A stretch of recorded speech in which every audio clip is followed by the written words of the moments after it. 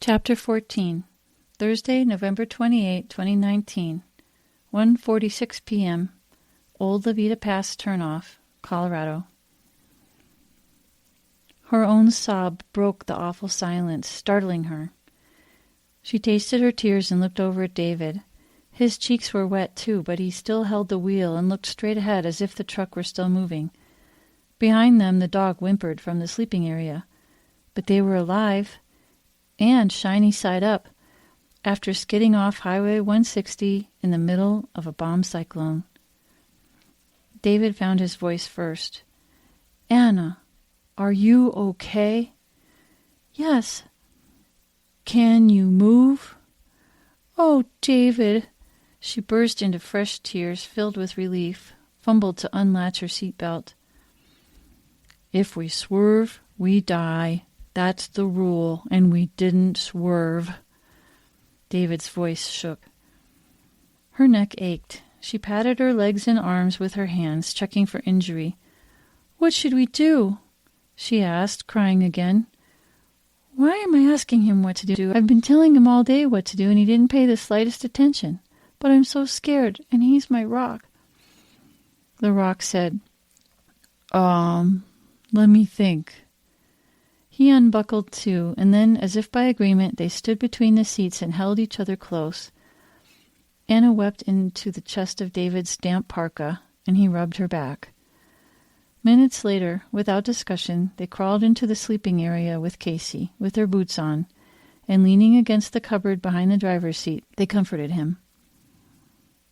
"I think he's okay," David said, gently palpating Casey's ribs, head, and legs. When the dog yelped, David apologized. "Oh, sorry, buddy.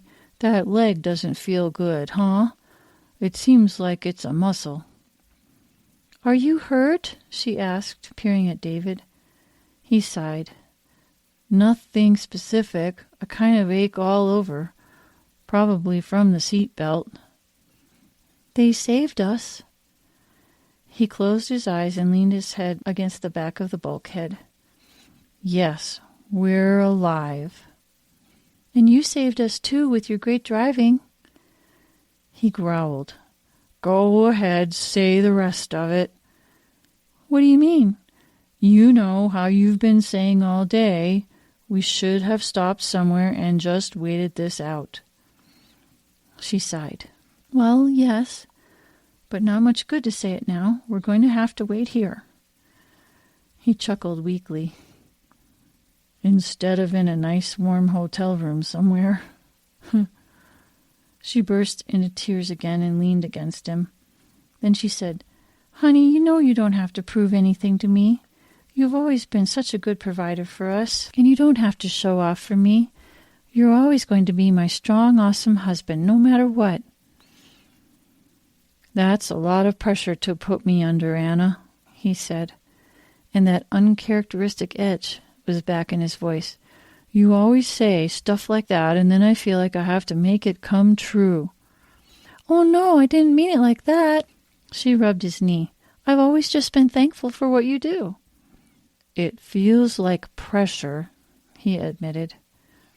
"I didn't know." They sat quietly on the bed of the truck. She paused. "I'm not used to questioning you or disagreeing, you know. I'm always trying to encourage you. But if I don't support you, who will? You're my rock." Blowing wet snowflakes crusted most of the windows. The wind buffeted the cab, sounding as if it wanted to come in. But she noticed another sound, too. "Honey, the engine's still running. Should we turn it off?" "No." He thought about it. "No, we should leave it running. We have plenty of fuel. It's the only way to keep the cab warm." She could tell he'd decided something. "I'll go out and check on the exhaust. We don't want the pipe to get blocked by the snow." What he said didn't sound right, and her deep black eyes looked right into his. "Don't the exhaust pipes point up into the air?" she ventured. "It's when you're in a car you have to make sure the tailpipe is clear of snow, right?" Yeah, he grunted in acknowledgement. "Right, I knew that."